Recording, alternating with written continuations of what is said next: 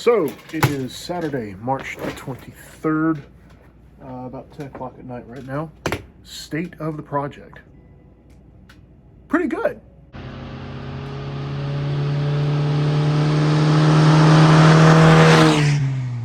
So I have not done a whole lot of video content over the past week or so. I was gone for work this past week, and last weekend I spent really hammered down trying to get stuff done and stuff buttoned up. So I have not touched the carbs on this car yet. I did do an ignition tune-up because I had a loose plug wire on number 2. The plugs were mismatched, but yeah, it cranked right up. It's warming up now, but like.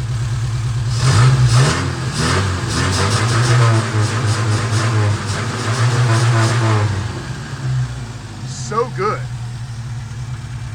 It runs and idles so good. The big thing that I hit last weekend was I redid all the brake lines, which you've seen. I was having trouble bleeding the brakes. And by having trouble, I mean I could not bleed the brakes. The rears bled out fine, but no matter what I did, I could not get fluid. Put my hat back on, my hair is ugly. I could not get fluid to the front calipers. I mean, I even tried hooking up the bleeder hose and wrapping the bleeder in Teflon tape and like trying to suck a vacuum on it. I don't have a little Mighty Vac thing, so I figured that was the next best thing, and was just not happening. I was pretty frustrated. All right, so here's the issue. This I've run to the rear brake, so that bled perfectly fine, right? This I ran to the fronts, ran over to there, to the junction block, the splitter right there, and then down to the wheels. Problem is I cannot get fluid to keep coming out of this pipe. Like if I take this out, plug it with my finger, Bailey presses a pedal down, fluid comes out, I put my finger over it, pedal goes back up, she presses it down again, fluid comes out, right? But so what I did is I removed the pipe from there, and I was trying to do the same thing with my finger to get some suction to try and pull fluid down there, but I cannot get it to come out there. Let alone getting it to come out at the wheels. And I'm concerned that maybe that port there is not, maybe it does something different than the port that I have blocked off on the bottom there. Maybe I should have used that. I don't know. But I'm not having a whole lot of luck finding anything online. However, I talked to a couple of friends of mine, and the general consensus among everybody was like, just bench bleed the thing. Which in my mind didn't make a whole lot of sense, because in the past, every time I put a brand new master cylinder on something and dry calipers and fresh lines, I just put the master cylinder on, fill it with fluid, and just bleed it out when I bleed the rest of the system. I'm not sure why this didn't behave that way, but even when I put it on the bench, and I had little tubes going, I didn't have the tubes at first, I didn't have them submerged in the fluid. They were just kind of spitting back into the hole in the reservoir. The rear circuit, the front of the master cylinder, but the chamber for the rear circuit, that was fine. It would spit fluid out all day long. But the front, you could hear it like it was like you were sucking on the bottom of a drink or something. You could hear the fluid burbling, but it would never actually really spit it out until I put a little piece of clear tubing on it, submerged it in the water, or in the brake fluid.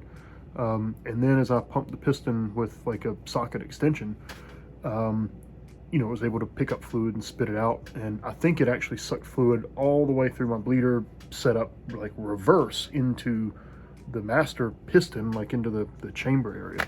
And once it did that, it was great. So I've never really experienced this before. I've always had good luck with just putting a master in and hooking up the lines and filling the reservoir and like bleeding the master at the same time you're bleeding the rest of the system.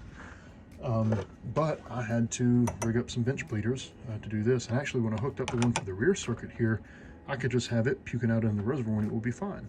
But no matter what, I couldn't get this one to do that. So I put a little piece of clear tubing on it, submerged it in the brake fluid, and well, you're not going to be able to see anything, obviously, but now it moves fluid and feels like it should. So I'm going to put my push rod stuff back on here and make sure it still works. Then we'll go back on the car. So I got all that bolted on the car. I was actually a little concerned that the setup that I had for push rod retention was affecting the problem, like it was covering up a transfer port or something. So I was a little concerned about that, but that turned out not to be a problem. Yeah, so I got that done today at about, 5:30, 6 o'clock. Shout out to Bailey, my wife, for being very patient today and helping me bleed the system again. Then put the rear brakes on.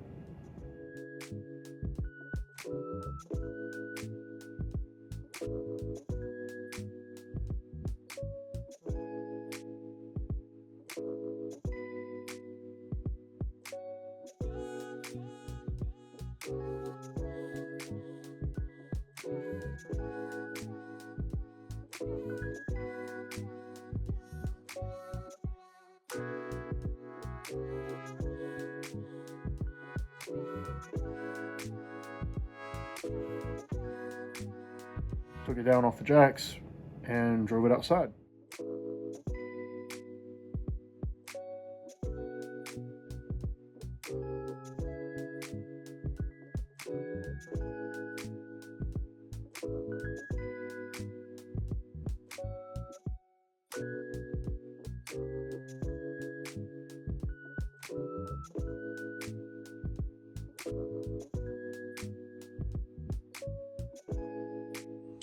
And with that, we're ready to close the hood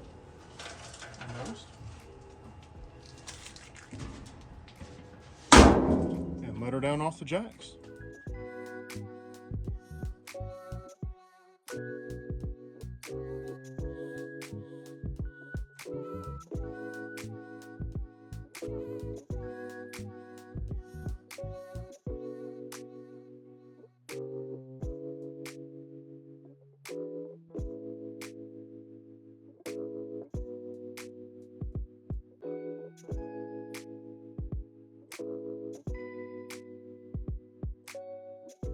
Wait, you're going right in the car?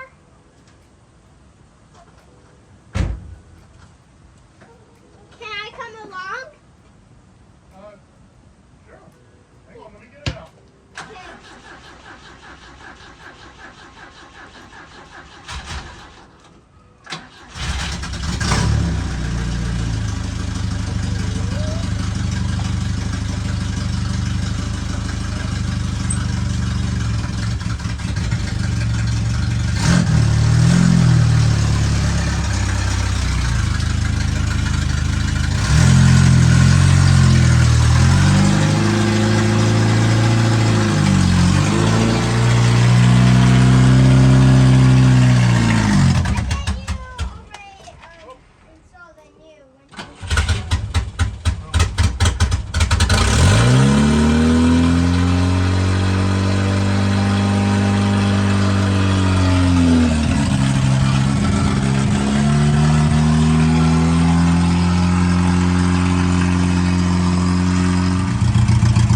Oil cap hose was trapped under the throttle linkage, and we idled at about 4,000 RPM there for a minute. So here we go, warming up for the maiden journey here. Think we'll be all right.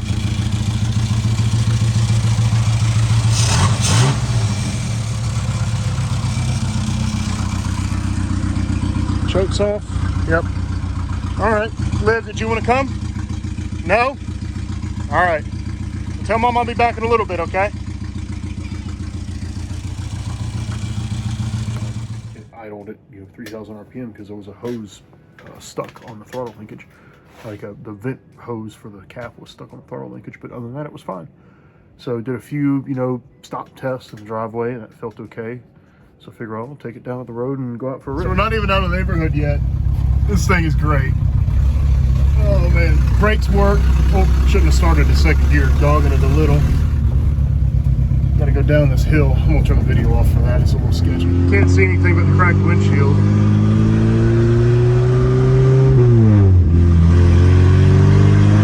Yeah!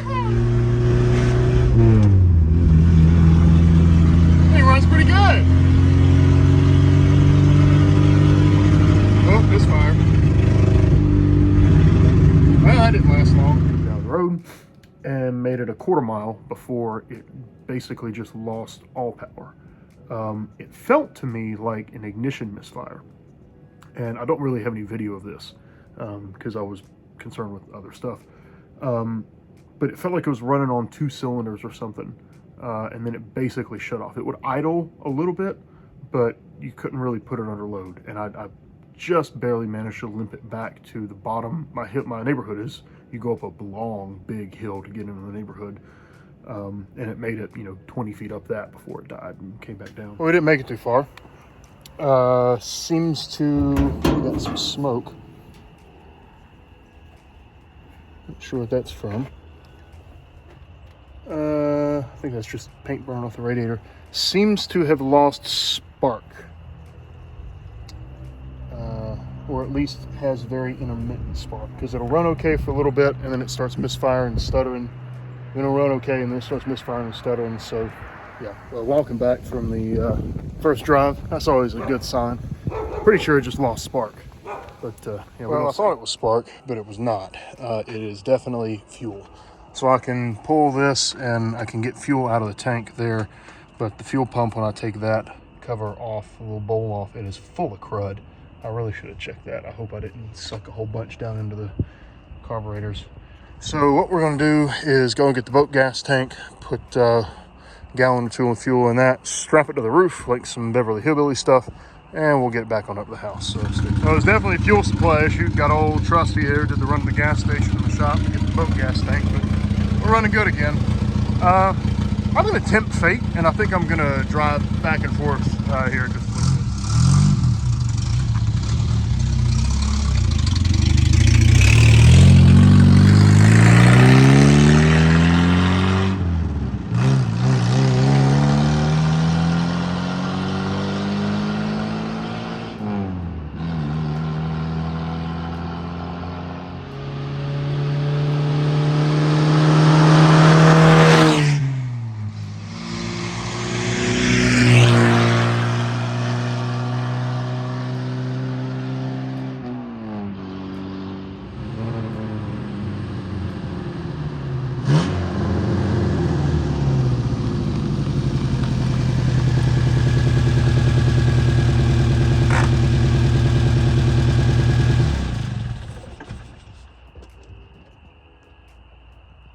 Good car. So the only real issue that I have at this point is fuel supply. The rest of it seems okay. I will say the brakes are kind of dragging. Not horribly so, but noticeably so. Like the pedal, when you first start it, the pedal feels normal, the brakes work good and everything. And then after a few minutes and a few uses of the brakes, it's almost like something's preventing flow of the brake fluid back out of somewhere.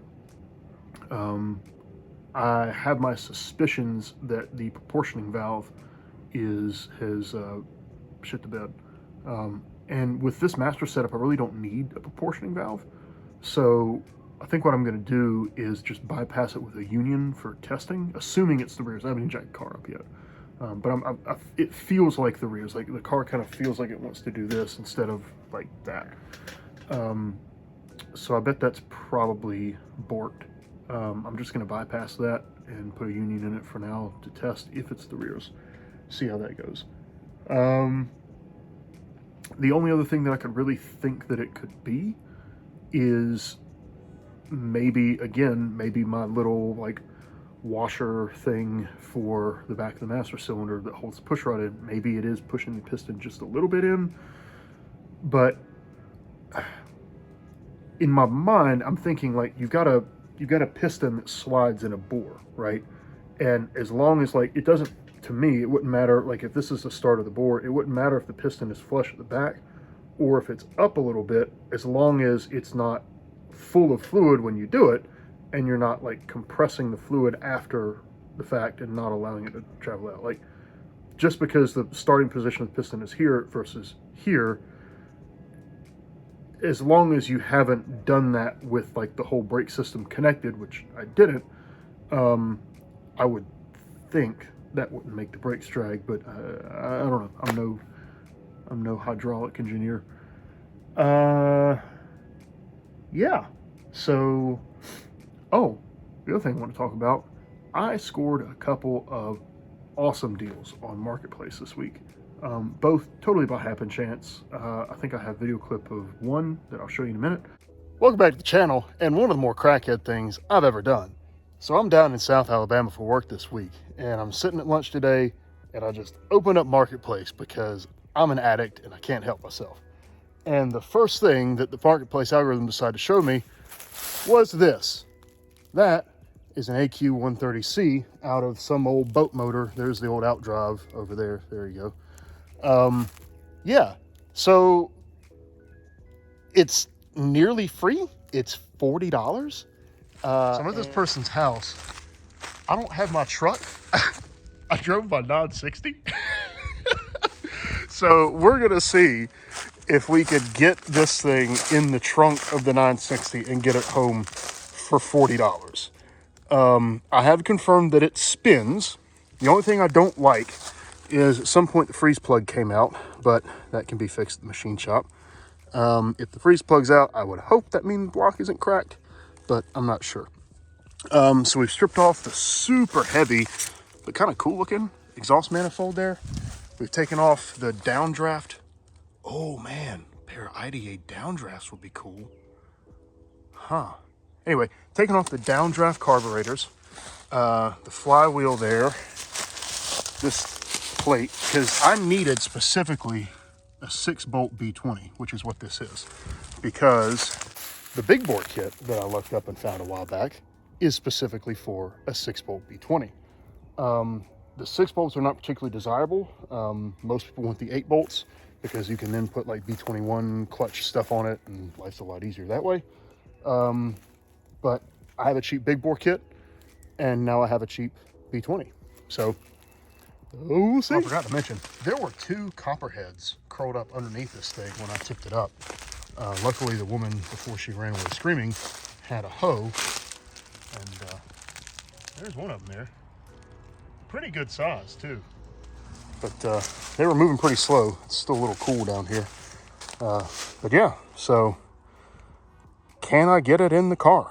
We'll find out. And in case you're curious, this, the tools I have for this are hysterically bad. So this is like my work tool kit, and I happen to have a set of metric sockets in there, 1/4-inch drive.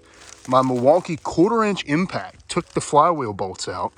And then I have my Papaw's old toolbox that I put in the 960 by accident months ago and then just forgot to take out.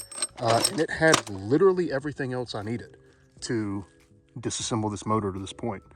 So I'm going to pull the alternator off, which is kind of cool. It's got an alternator that might be useful now. Pull the alternator off. That's pretty much the end of the accessories I can take off. It is full of oil, unfortunately, and I don't think I'm going to be able to drain it. So I'm just going to sort of try and lay it over on that side, so we don't put a hole in the filter, and kind of hope for the best, I guess. But yeah. Well, I got a B20 now. I also have some damage on my arm and on my shin, because I had to pick that heavy bitch up by myself and load it in the trunk, because her husband, who was supposedly coming home from work, got tied up or whatever. But we did it. It's been probably 10 years since I've lifted a complete motor myself, but still got it. So yeah, anyway, let's go back to the hotel, shower, clean up, go dinner, and go to work. The other one is actually tires. In the last video, I said, you know, the tires I want are like 120 or 140 bucks. And those are specifically Firestone or Michelin make these radial, like new radial tires that look like vintage tires. I was on my way home from work this week. I was working down in South Alabama and drove up a little bit, stayed the night in Montgomery to break the drive up. Woke up the next morning, I'm sitting in the hotel eating breakfast, and I pop open Marketplace like a crack addict. And like the third listing that it shows me are a pair of these Firestone vintage radial tires, brand new with stickers on them, for 40 bucks for the pair. Now granted, they make them in 135 millimeter tread width and 165. Really, 165 would be better because I think the sidewall is also taller, but for 40 bucks, we'll give it a shot. I'm going to have them mounted sometime this week and just sort of take a look and see how they look on the wheels. If they look good, then I'll probably order the other 2. That's about it. Car runs, drives, stops, does car stuff, feels good, drives good, doesn't seem to overheat, has oil pressure. An alternator conversion is definitely going to be on the short list for this thing. It doesn't, like, after it runs for 5 or 10 minutes, it'll start charging at idle most of the time. But then, even then, occasionally the amp light will come on at idle for the generator. So yeah. What else? The list over here is getting shorter. Got some stuff to check off. Actually, I need to chalk off the bleed brakes. Oh, air filters. Found some cool parts for those. Haven't adjusted the valves. Haven't done diff oil. Haven't checked transmission oil. I'm going to do the wash tomorrow. M41 swap is not happening before the meet. So yeah, this is getting shorter. I found somebody at a flash shop locally too that told me they could do the windshield and it would be fairly cheap, so that'll be a win. Yeah.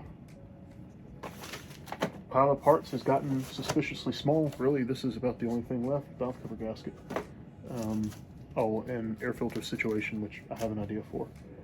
But yeah, all in, pretty happy. So that's state of the project as of Saturday, March 23rd. Stay tuned. We'll be doing some more. I got to clean up. Like, tomorrow's going to be shop cleanup and wash the car today because it is rough in here at this point. But yeah, not a whole lot more content to do before the trip. I'd like to do something about the seats because they're rough, but I may just wind up putting a cushion or something in there to give me a little bit of comfort. But yeah, thanks for sticking around. This has been a lot of fun. I wouldn't say that I don't think I've really cut corners on the project. Obviously, this is not like a restoration. It's a, hey, let's get this car running, driving, making cool noises, and something you can have fun with, and not stress about doing everything exactly perfect. Which is sort of, I'm a perfectionist by nature with most things, and I'm really trying to unlearn that in my hobbies in particular, because it's fun to me at first to get into the minutia of stuff and make, find this little rare part and make this exactly right and make this, details that nobody's gonna ever care about and that make no difference for how the car or motorcycle or whatever runs and operates. And I found that after a few months of doing that on any project, I just get so burned out. Just so burned out and so tired because it feels like this huge insurmountable obstacle to get over to start having some fun with the thing. I think Finnegan from Finnegan and Freiberger says, and Kyle says it all the time, get it running, then get it right. And I'm really trying to adopt that way of thinking. But yeah, kind of a long rambly video again, but I'll hopefully have interspersed some clips of other stuff here. Yeah, good times. Good times. Thanks for sticking around. Thanks for watching. And like Dean says, why don't you get in the garage and fix something? Take care, y'all. Appreciate you.